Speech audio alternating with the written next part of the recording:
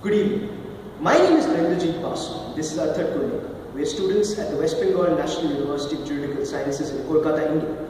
And recently we published a paper in volume 8, issue 2 of the Journal of East Asia International Law entitled Leashing the Dogs of War towards a modification of the laws of armed conflict for the regulation of drone strikes in Pakistan. Now we all know that transnational terrorism, particularly after 9/11, has been an issue that has generated unique responses and has questioned not only international policy, but has also questioned international law itself. It has raised questions in terms of how states and non-state actors should interact. And this is why we felt that setting our research, or the scope of our research within Pakistan, would enable us to show or showcase and analyze how the United States should frame policy in this war. Now our paper is divided into 4 sections. After an introduction, we essentially go and talk a little bit about how the drone strikes that USA has engaged in on Pakistani territory has caused a lot of civilian damage, and therefore whether it is in compliance with the laws of war or not, particularly the distinction principle in Additional Protocol 1 of the Geneva Convention.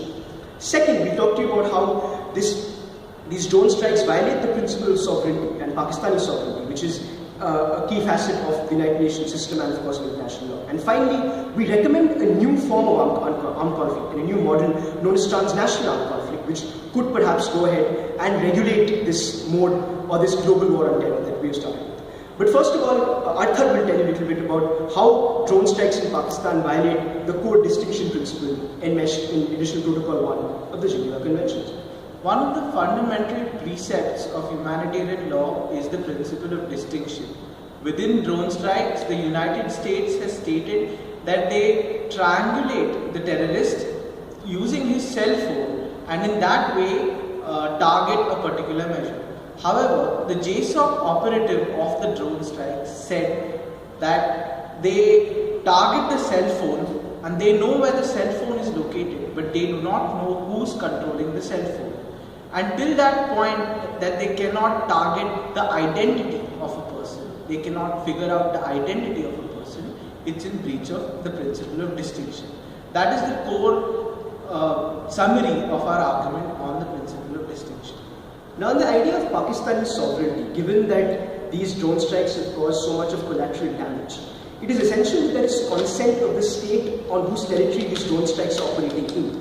And unless the state has not fulfilled its due diligence obligations towards the combating of terrorism, this does not give any other state, in this case the United States, to intervene in that region, cause collateral damage, and undertake measures without the consent of the host state. Now, we argue that Pakistan has in fact fulfilled its due diligence obligations, or there is no evidence of Pakistan not having fulfilled its due diligence obligations. As Kimberly Trapp argues, due diligence is essentially of 2 forms, one resource-based and second capacity-based.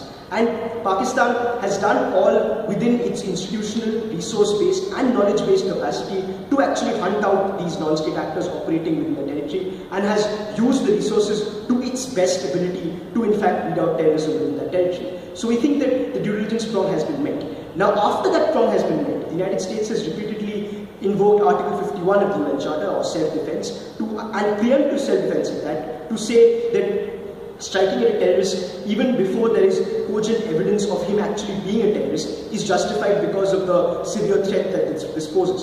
However, we disagree with this idea, because the very idea of self-defense as enmeshed in Article 51 of the UN Charter is not preemptive self-defense but preventive self-defense, and therefore this threshold the United States and scholars supporting US drone strikes has used is essentially goes against the UN Charter, and therefore by not taking the consent of Pakistan before causing collateral damage on its territory and using means of warfare, Pakistan has violated this key facet of the United Nations Charter, and that is a summary of the argument on sovereignty.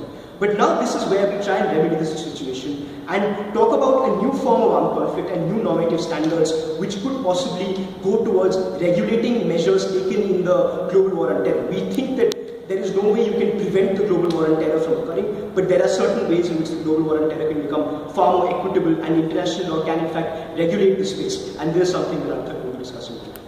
Neither in the oil platforms case nor in the Nicaragua case did the ICJ, or during the formation of the UN Charter, none of the states as well considered the fact that non-state actors may be capable of committing an armed attack against a state.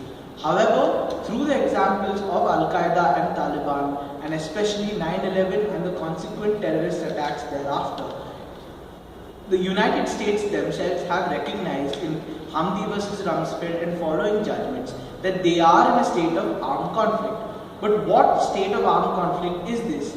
Under international humanitarian law, you have Article 2 of the Geneva Conventions, Article 3 of the Geneva Conventions, and what one might say as an internationalized non-international armed conflict as proposed by Tadic, prosecutor versus Tadic. However, here is a situation which does not fall within any of these three categories. Article 2 deals with two or more states engaged in an armed conflict.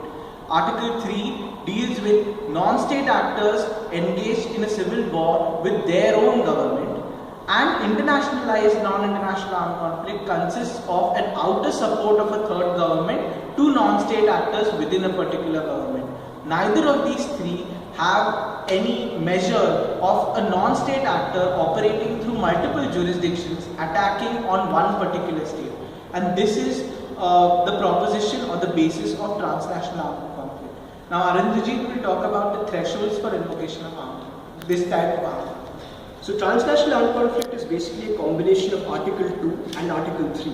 So the point of this normative standard is essentially, so the normative threshold or of collateral damage or the leeway that is given to a state in non-international armed conflict is far greater than the leeway that is given to a state in case of international armed conflict. And that's obvious because in the case of non-international armed conflict, a state is dealing with actors within its own territory, whereas in the case of international armed conflict, it automatically is dealing with the sovereignty of another state. So therefore, it is integral. Therefore, it is integral that in this case, particularly where there are non-state actors operating through multiple jurisdictions, that a new form of armed conflict is in fact carved out, which in fact subjects states like the United States engaging in the global war on terror to this higher threshold. This can be applied in multiple cases, but the case which we have dealt with in our paper is of course in the case of terrorism. So in the case of terrorism, the armed conflict would start as soon as there is a terrorist attack and there is a probability of such terrorist attacks occurring. However, the countermeasures that may be taken by the state who has been affected by this terrorist attack will be regulated by Article 2 of the Geneva Convention, which is international armed conflict, and they would have to also show that apart from, killing terrorists, it is also in fact furthering its agenda on curbing terrorism, which was the point of the global war on terror in the first place. So policy measures that could be used to analyze the efficacy of this move might include the WHAM, or the Winning Hearts and Minds Doctrine, where drone strikes are in fact taken in collaboration with other measures which deal with de-radicalization within state territories like the FAT, which is the federally administered tribal areas in Pakistan, which are the hotbeds of terrorism in these regions. So essentially to conclude, we feel that the current legal regime is not sufficient to produce legal standards to regulate this global war on terror. This global war on terror is necessary to regulate terrorism, but however, if the countermeasures themselves violate the sacrosanct tenets of international law, then there is no point to the war itself. So we have proposed a new model that could in fact regulate these measures such as these drone strikes and in fact go forward towards a regime that could adequately engage non-state actors and combat terrorism towards the maintenance of international peace and security. Thank you.